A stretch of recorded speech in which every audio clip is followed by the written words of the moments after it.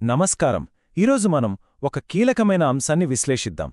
America Iran వివాదం కేవలం ఆ రెండు దేశాలకే పరిమితమా అంటే ఖచ్చితంగా కాదు. దీని వెనక ఒక పెద్ద గ్లోబల్ పిక్చరుంది.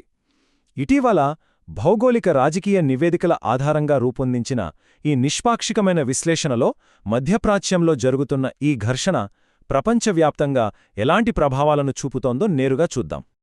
అసలు ఈ విశ్లేషణ అంతా ఒకే ఒక్క ప్రశ్న చుట్టూ తిరుగుతోంది. అదేంటంటే, ఇరాన్తో జరుగుతున్న ఈ యుద్ధం నిజంగానే అమెరికా ప్రపంచ ఆధిపత్యాన్ని దెబ్బతీస్తోందా?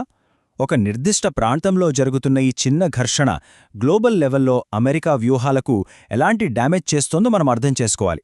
రాబోయే వాస్తవాలు గమనిస్తే ఖచ్చితంగా ఆశ్చర్యపోతారు. మరి ఈరోజు మన విశ్లేషణలో ప్రధానంగా 4 విషయాలు చూద్దాం.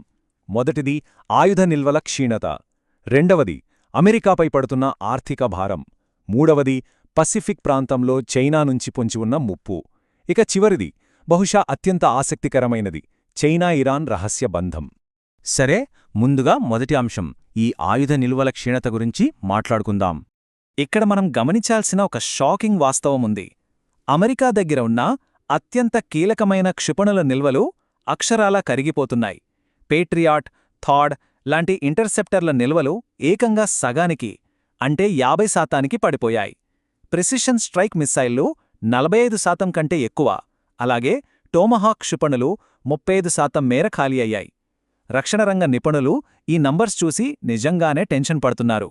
వేరే ఏదైనా ప్రాంతంలో సడన్గా పెద్ద యుద్ధమే వస్తే ఈ ఆయుధ నిల్వలపై ఆధారపడలేని పరిస్థితి స్పష్టంగా కనిపిస్తోంది.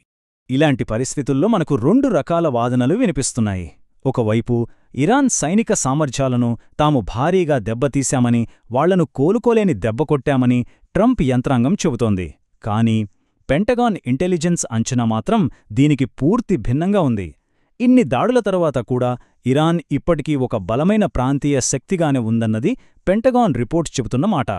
దీనికి తోడు మరో ఆశ్చర్యకరమైన విషయమేంటంటే, అమెరికా దగ్గర ప్రపంచంలోనే అత్యంత ఆధునాతనమైన ఎయిర్ డిఫెన్స్ సిస్టమ్స్ ఉన్నాయి కదా. కానీ ఇరాన్ తన పాతతరం F-5 యుద్ధ విమానాలను ఉపయోగించి అమెరికా బేస్లపై దాడులు చేయగలిగింది. ఇంత అడ్వాన్స్ టెక్నాలజీ పెట్టుకుని కూడా ఇలా పాతతరం విమానాలతో దెబ్బతినడమనేది అగ్రరాజ్యానికి నిజంగానే పెద్ద షాక్. టెక్నాలజీ ఎంతున్నా క్షేత్రస్థాయిలో సవాళ్లు ఎలా ఉంటాయో ఇది మనకు స్పష్టంగా చూపిస్తుంది. ఇక మనం ఆలోచించాల్సిన రెండవ ముఖ్యమైన అంశం అమెరికాపై పడుతున్న ఆర్థిక భారం. అసలు ఈ యుద్ధం వల్ల అమెరికా ఖజానాకు ఎంత రంధ్రం పడుతుందో తెలిస్తే ఎవరైనా ఆశ్చర్యపోవాల్సిందే. అక్షరాలా ఘర్షణలు మొదలైన మొదటి వారంలోనే అమెరికా $15 బిలియన్ ఖర్చు చేసింది. ఇప్పుడు చూస్తే రోజుకు దాదాపు $1 బిలియన్ చొప్పున కాలిపోతోంది. అందుకే ఈ పరిస్థితిని డీల్ చేయటానికి అదనంగా మరో $200 బిలియన్ కావాలని పెంటగాన్ కోరింది. దానికి తగ్గట్టుగానే ట్రంప్ ప్రతిపాదించిన $1.5 ట్రిలియన్ భారీ డిఫెన్స్ బడ్జెట్ గత ఏడాదితో పోలిస్తే ఏకంగా 50% ఎక్కువ. ఈ నంబర్స్ అనే వింటుంటేనే ఆ ఫైనాన్షియల్ ప్రెషర్ ఎంత తీవ్రంగా ఉందో మనం అర్థం చేసుకోవచ్చు. కానీ అసలు కథ ఇక్కడే ఉంది. ఈ నంబర్స్ అన్నీ కేవలం బయటకు కనిపిస్తున్నవి మాత్రమే. నిజమైన ఖర్చు ఇంకా చాలానే ఉండొచ్చు.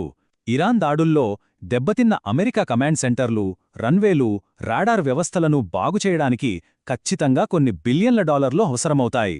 అయితే ఈ డ్యామేజ్ రిపేర్ ఖర్చుల గురించి ఖచ్చితమైన లెక్కలు చెప్పడానికి అమెరికా కొంచెం సంకోచిస్తోంది. పారదర్శకత లేకపోవడం వల్ల స్వపక్ష నేతలు కూడా తీవ్ర అసంతృప్తిగా ఉన్నారు. లోపల డ్యామేజ్ గట్టిగానే జరిగినా బయటకు చెప్పుకోలేని పరిస్థితిలో అమెరికా ఉందన్నది విశ్లేషకుల అభిప్రాయం. సరే, ఇదంతా ఒకెత్తు అయితే ఇక్కడే ఒక కీలకమైన సందేహం వస్తుంది. మధ్యప్రాచ్యంలో ఇలా నీళ్లలాగా డబ్బు, ఆయుధాలు ఖర్చు చేయడం వల్ల ఆసియాలో, మరీ ముఖ్యంగా పసిఫిక్ ప్రాంతంలో అమెరికా స్థానం బలహీనపడుతోందా? ఇదే ఇప్పుడు మనం చూడబోయే తర్వాతి అంశానికి మెయిన్ పాయింట్. పసిఫిక్ ప్రాంతంలో చైనా నుంచి పొంచి ఉన్న ముప్పు ఎలా ఉందనేది మనం విశ్లేషించాలి. దీని గురించి America Indo Pacific commander admiral Samuel J Paparo చాలా స్పష్టమైన హెచ్చరిక చేశారు. మధ్యప్రాచ్యంలో క్షిపణులు ఎంత వేగంగా కరిగిపోవడం వల్ల రేపు పొద్దున్న తైవాన్ విషయంలో చైనాతో ఏదైనా చిన్న ఫైట్ వచ్చినా అమెరికా సంసిద్ధత తీవ్రంగా దెబ్బతింటుందని ఆయన కాంగ్రెషనల్ ఆర్మ్డ్ సర్వీసెస్ కమిటీ ముందు కుండబద్దలు కొట్టారు. ఒకవైపు చైనా తన దగ్గర భారీగా క్షిపణులను పోగేసుకుంటుంటే అమెరికా మాత్రం తన అత్యంత ముఖ్యమైన ఆయుధాలను ఇలా ఇరాన్పై వాడేయడం ఖచ్చితంగా ప్రమాదకరమే అనేది ఆయన వాదన. ఇక్కడ మనం ఇంకో డెవలప్మెంట్ కూడా గమనించాలి. డెమోక్రాటిక్ సెనేటర్ రిచర్డ్ బ్లూమెంథల్ పాయింటౌట్ చేసినట్లు జపాన్లో ఉన్న కీలకమైన అమెరికన్ మరీన్ కోర్ యూనిట్ను, అలాగే ఇండో పెసిఫిక్ ప్రాంతంలో ఉండాల్సిన ప్రఖ్యాత ఎయిర్క్రాఫ్ట్ క్యారియర్ యుఎస్ఎస్ ఎబ్రహాం లింకన్ను ఈ రెండింటినీ పశ్చిమాసియాకు తరలించారు. ఇది చిన్న విషయం కాదు.